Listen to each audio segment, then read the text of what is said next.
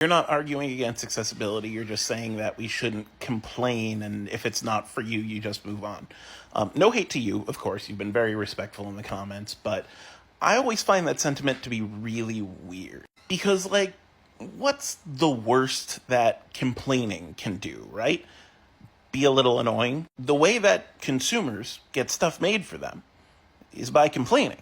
And if there are enough disabled people who want to play a thing, and there are not accessibility options for them, and they complain, well, that's how we have as many accessibility options as we have now. The idea that a game is just not for someone because they are disabled, and that it's somehow a virtue to not complain about that, is really strange and gatekeepy. Like, we only do that in video games. Like, every other hobby, you'll see them go way out of their way to create accessibility options for people in all possible avenues. Like knitting, like there isn't a hardcore way of knitting.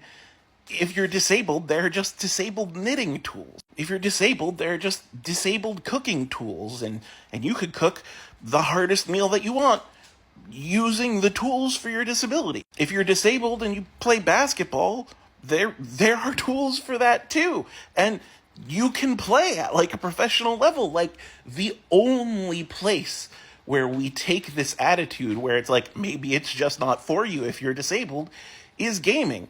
Which is what makes me think that that's a very strange way to view the hobby. Every other hobby in the world tries its hardest to welcome as many people in as possible. You mentioned pole vaulting and how there's an allure to it because it's hard. Yeah, and as I pointed out to you, there are disability tools, there are accessibility tools for disabled people who want to try and pole vault, and many do it at an Olympic level. Like, this not everything is for everyone attitude is really exclusive to gaming.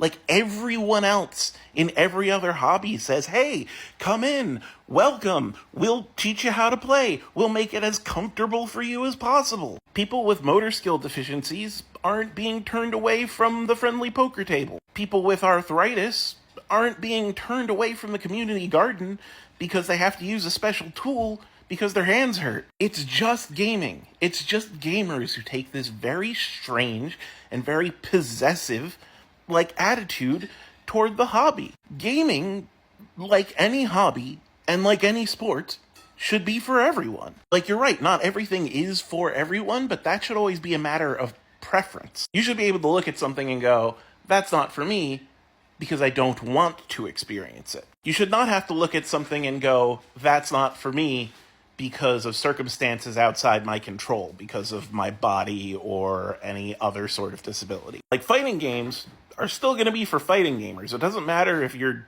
disabled or not.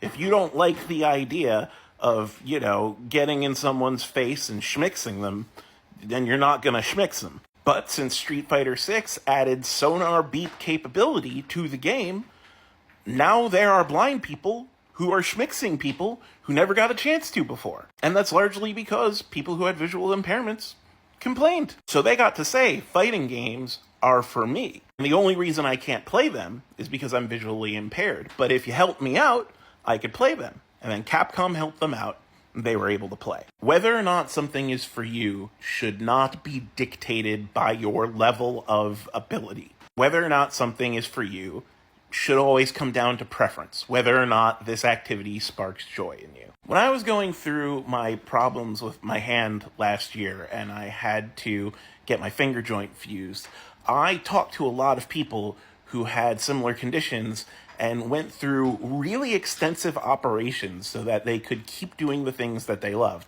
whether that was like playing the violin or whether that was like close-up magic. And those operations, along with a bunch of other tools, are basically their avenue to accessibility. No one told them, oh, well, your joints have degraded, I guess this hobby just isn't for you. No, they said, what can I do to do this thing that I love? If a disabled person is saying, I want to play that game, they love that game. They shouldn't be told, this game isn't for you.